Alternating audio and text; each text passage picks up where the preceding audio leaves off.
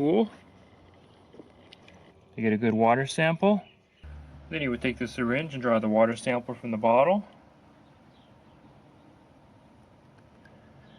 This is enough to fill one disc, and it's much easier to fill the disc on top of the case. So you're going to take the syringe, you're going to stick it into the fill hole right here.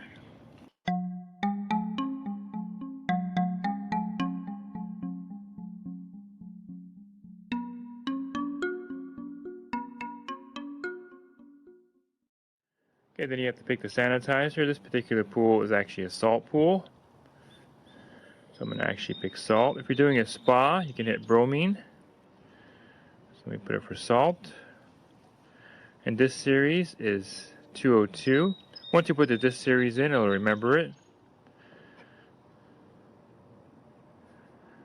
Okay, now it's ready for the test. Now we're ready to do the test. You simply lift this part up here. This goes in one direction. You don't want to put this shield on here to block any light. Close it and just simply tap Start Test. This particular disc takes about 60 seconds to get your results.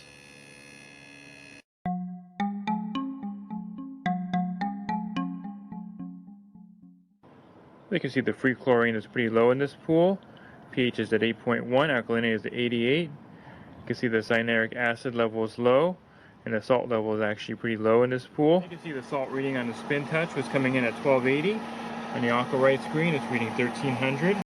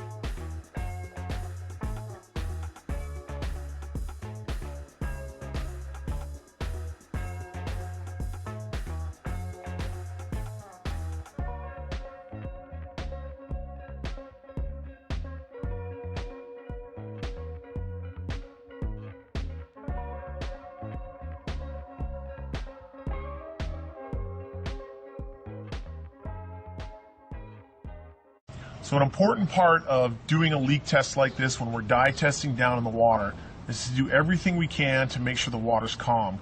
We want this pool to have been shut off for at least 15 to 20 minutes before we even attempt this, so that the water is as still as possible.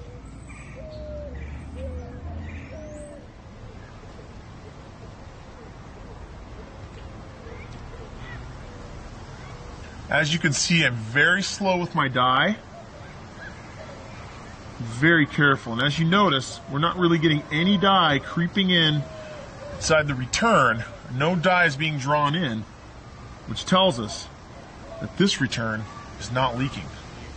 So we've seen what it looks like when we don't have a leak on a return. It's not very exciting. The dye just kind of dissipates and spreads out and disappears.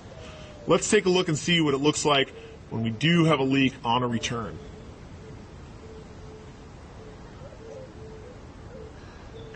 As you can see, that dye is cruising right on in there. And I don't even have to get close to it for that to pull it in. That's a pretty strong current. This is a pretty significant leak. This is what I would probably call a 30 to 40 gallon leak per day right here. Now sometimes those leaks can go a little slower, and you may have to hold that dye a little closer to really find out, but that is typically what we'll see on a leak. If you hold the dye too far away, it may not drift in.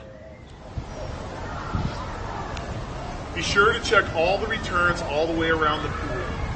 The leak is going to draw the most water from the return that is in closest proximity if, in fact, the leak is on the return. Don't forget to check your pool toys and your chlorine floaters, as they can be a significant source of water loss as well. Along with all return fittings, you need to check any additional lines that run to your pool, such as vacuum lines or even your water leveler line.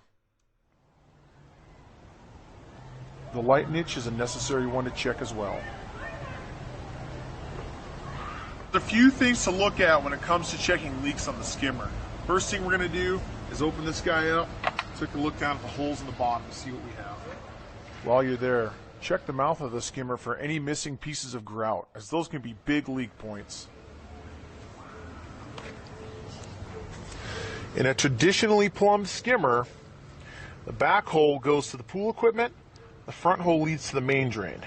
So one way to check that main drain is to squirt ever so carefully, like we've been doing, a little bit of dye there to see where that goes. To properly test the main drain though, we've got to remove the cover, which means we have to get in the pool.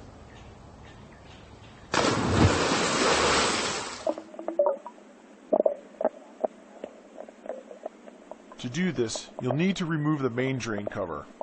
What we're looking for is where the pipe comes in for the main drain and along the mud ring to see if there's any missing plaster or grout.